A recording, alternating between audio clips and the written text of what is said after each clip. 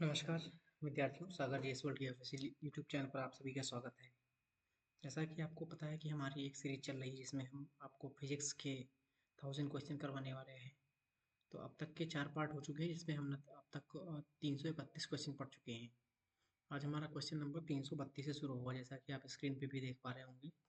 अगर आप हमारे चैनल पर नए हैं तो आपसे अनुरोध है, कृपया चैनल को सब्सक्राइब करें और अपने दोस्तों के ग्रुप में ज़्यादा से ज़्यादा शेयर करें ताकि ज़्यादा से ज़्यादा लोगों का फ़ायदा हो सके। तो समय न व्यतीत करते हुए चलिए शुरू करते हैं आज का क्वेश्चन नंबर 332 मतलब 332। माध्यम बदलने पर गुण बदलेगा, तरंग वेग होगा। तरंग दैर्ध्य क्या है? दूरी तरंग। आवृत्ति कंपन संख्या मतलब एक बार में कितनी बार एक कण ने वाइब्रेट किया, वो है आवृत्ति। आयाम क्या है? कंपन की ऊंचाई। आवर्तकाल क्या है? समय कंपन, कंपन में कितना समय लगा। तरंग वेग क्या है? गति तरंग। तरंग दैर्ध्य तरंग आवृत्ति वेग में क्या संबंध है? तो v equal to F lambda. अंदर तरंगे निर्वात में नहीं चल सकती, अगर हवा है तो नहीं चल सकती है। अंदर तरंग हवा में नहीं चल सकती मतलब। क्वेश्चन नंबर 339 क्या है? अनुप्रस्थ तरंगे निर्वात में हाँ चल सकती हैं। पानी तरंगे दोनों प्रकार में, भूकंपीय तरंगे दोनों प्रकार में चलेंगी। परावैंगनिक किरणें अनुप्रस्थ तरंग होती है। रेडियो तरंग तरंगे क्या है? अनुप्रस्थ तरंगे हैं। एक्सरे अनुप्रस्थ तरंगे हैं। गामा किरणें अनुप्रस्थ तरंगे हैं। आरक तरंगे क्या होती है? अनुप्रस्थ तरंगे। Next question number 347।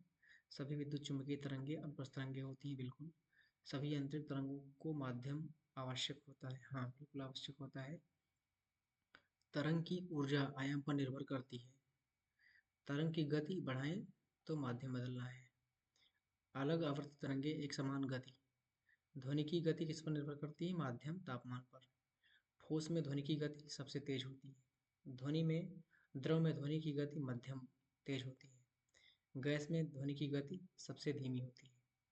तापमान बढ़ने पर ध्वनि की गति बढ़ जाती है। आर्द्रता बढ़ने पर ध्वनि की गति बढ़ती है। वायु में ध्वनि गति लगभग 343 मीटर प्रति सेकंड। ध्वनि में पानी में ध्वनि की गति लगभग 1500 मीटर प्रति सेकंड। क्वेश्चन नंबर 360 क्या है? स्टील में ध्वनि की गति लगभग 5000 मीटर प्रति सेकंड। ध्वनि गति माध्यम निर्भर करती है, हाँ बिल्कुल निर्भर करती है। स्थैतिक विद्युत क्या है? आवेशों का जमाव, स्थिर रहना। स्थैतिक विद्युत कैसे उत्पन्न होता है? घर्षण चलन प्रेरण से। घर्षण द्वारा अवशोषित करने की क्रिया, वस्तुओं को रगड़कर अवशोषित करना। आवेश कितने प्रकार के होते हैं? दो, धन आवेश और ऋण आवेश। अगर तीसरे की बात करें हम तो उदासीन भी होता है, लेकिन ये आवेश की बात कर रहा है मतलब वोल्टेज, तो उदासीन जैसा वोल्टेज कुछ नहीं होता है। सजातीय आवेशों के बीच बल, प्रतिकर्षण बल मतलब रिपल्सन फोर्स।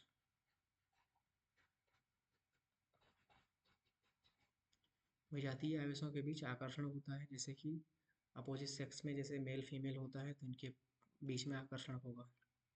धनावेशित धनावेशित वस्तु कब इलेक्ट्रॉन की कब धनावेशित वस्तु कब मतलब किसी चीज पर पॉजिटिव कब है? जब वहां पर इलेक्ट्रॉन की कमी होगी। इलेक्ट्रॉन का हमेशा माइनस चार्ज होता है, जब ये कम होंगे तो वो धनावेशित हो जाएगी।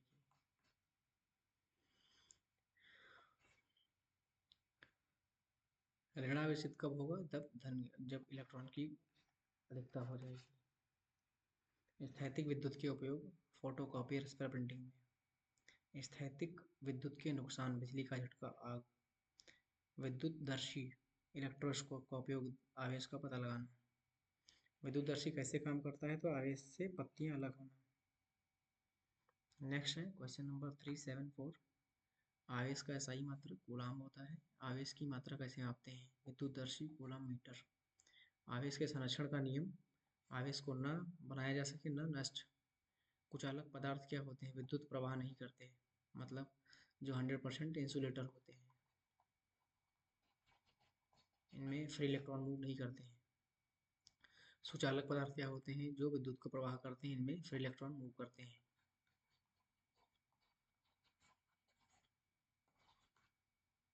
फ्री इलेक्ट्रॉन मूव करते रहते हैं। अर्धचालक क्या होते हैं? जिनमें सुचालक और कुचालक दोनों के गुण पाए जाएं।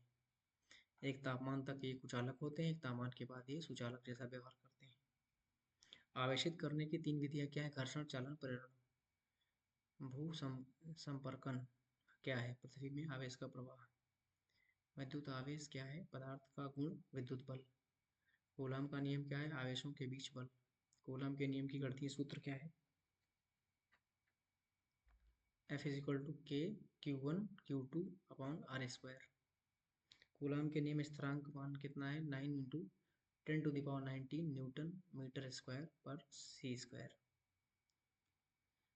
आवेशों के बीच बल किस पर निर्भर करता है? आवेश दूरी पर। विद्युत क्षेत्र क्या है? आवेश के चारों ओर का क्षेत्र। नेक्स्ट है क्वेश्चन नंबर 388। विद्युत क्षेत्र की तीव्रता क्या है? विद्युत क्षेत्र का बल। विद्युत विभव क्या है? आवेश की स्थितिज ऊर्जा। विद्युत विभवांतर क्या है? विभव का अंतर। विद्युत विभव का एसआई मात्रक क्या है? वोल्ट। विद्युत विभव का एसआई मात्रक वोल्ट है। एक कूलॉम में कितने इलेक्ट्रॉन होते हैं? 6.25 इंटू 10⁻18। विद्युत क्षेत्र रेखाएं क्या होती हैं? विद्युत क्षेत्र रेखाएं दर्शाती हैं। विद्युत क्षेत्र रेखाओं के गुण क्या है? धनात्मक से ऋणात्मक की ओर। एक समान विद्युत क्षेत्र क्या होता है? क्षेत्र की तीव्रता समान। आवेश घनत्व क्या है? आवेश प्रति इकाई क्षेत्रफल। देखिए आवेश घनत्व क्या है? आवेश प्रति इकाई लंबाई। पृष्ठीय आवेश घनत्व क्या है? आवेश प्रति इकाई क्षेत्रफल। आयतन आवेश घनत्व क्या है? आवेश प्रति इकाई आयतन। विद्युत द्विध्रुव क्या है? समान विपरीत आवेश युग्म। Next question number 402। विद्युत धारा क्या है? आवेशों का प्रवाह। विद्युत धारा का एसआई मात्रक एम्पियर। करंट मतलब करंट का एसआई मात्रक क्या होता है? एम्पियर। इसको मापते हैं करंट को एमीटर से। और एक बात लिख लो, V is equal to I R. ये हमारा वोल्टेज करंट और रेजिस्टेंस में संबंध होता है। विद्युत परिपथ क्या है? विद्युत धारा का मार्ग। खुले और बंद परिपथ में अंतर। खुला धारा नहीं, बंद धारा प्रवाहित। खुला होगा तो धारा नहीं बहेगी, बंद होगा तो मतलब किसी सर्किट को कंप्लीट होना चाहिए तभी इसमें करंट फ्लो करेगा। मान लो नहीं, ये तो कुछ और बना दिया इसने। एक सर्किट ड्रॉ करो अगर हम,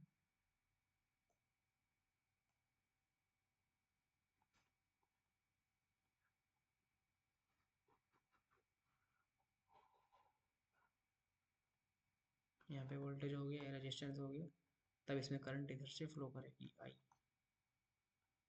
ये बैटरी है बेसिकली। तो ये सर्किट कंप्लीट होगा तभी धारा बहेगी, नहीं तो धारा नहीं बहेगी। विभव स्रोत क्या है? Cell battery generator. सेल क्या है? विद्युत ऊर्जा का स्रोत। बैटरी क्या है? सेलों का संयोजन। एमीटर क्या है? धारा मापने का यंत्र, जो भी हम बता चुके हैं यहाँ पे। अमीटर वोल्टमीटर का जुड़ते हैं, अमीटर श्रेणी में, वोल्टमीटर समांतर में। प्रतिरोध क्या है? धारा प्रवाह का विरोध करने की चीजें जो है प्रतिरोध में आती हैं। नेक्स्ट है प्रतिरोधकता। रजिस्टिविटी क्या है? पदार्थ का गुण, धारा विरोध। कंडक्टिविटी मतलब धारा की प्रवाह की क्षमता। प्रतिरोध का एसआई मात्रक ओम।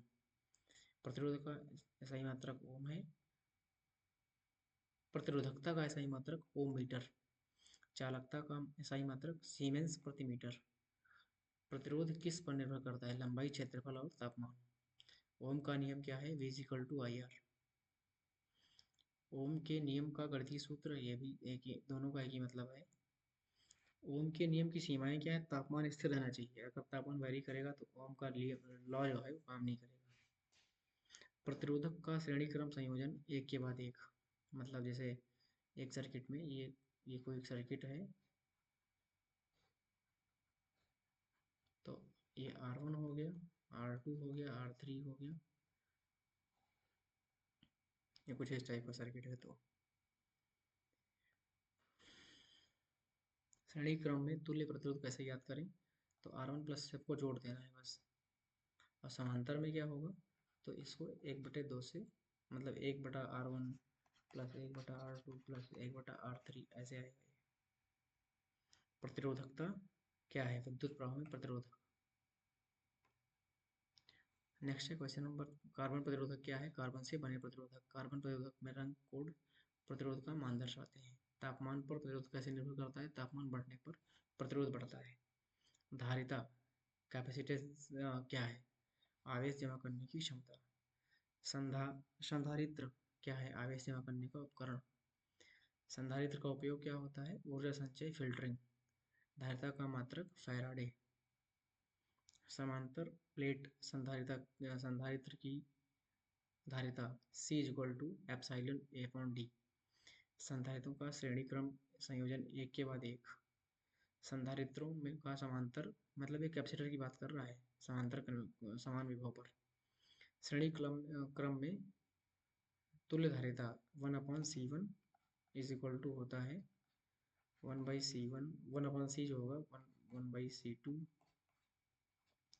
प्लस 1/C3 और प्लस 1 जितने आएंगे सब उसको प्लस कर देना है। समांतर क्रम में क्या आएगा? समांतर क्रम में होगा C1 plus C2 plus C3, इनको जोड़ देना है। कैपेसिटर जितने होंगे सबको समांतर में जोड़ेंगे, पैरेलल में डिवाइड कर देंगे इसको, सॉरी उसमें श्रेणी क्रम में, सीरीज में। चुंबकीय क्षेत्र क्या है? चुंबकीय बल का क्षेत्र। चुंबकीय क्षेत्र का SI मात्रक टेस्ला। टेस्ला की बहुत बड़ी कंपनी है, टेस्ला एक बहुत बड़ी कंपनी है। तो अब तक हम 443 क्वेश्चन पढ़ चुके हैं। हमें लगता है इस पार्ट के लिए इतने सफिशिएंट क्वेश्चन हैं। आपसे अनुरोध है कि आप चैनल को सब्सक्राइब करें, वीडियो को ज़्यादा शेयर करें, और कुछ भी समझ में नहीं आता है, कोई डाउट है तो वीडियो को रिवाइज करके देखें, और फिर भी समझ में नहीं आता तो कमेंट बॉक्स में टाइप करें, हम उस टॉपिक को स्पेशल अलग से वीडियोस पे कर देंगे। आप सभी का बहुत बहुत धन्यवाद चैनल पर बने रहने के लिए। ऐसे ही चैनल पर प्यार बढ़ाते रहिए। धन्यवाद। मिलते हैं इसके अगले पार्ट में। जय हिंद।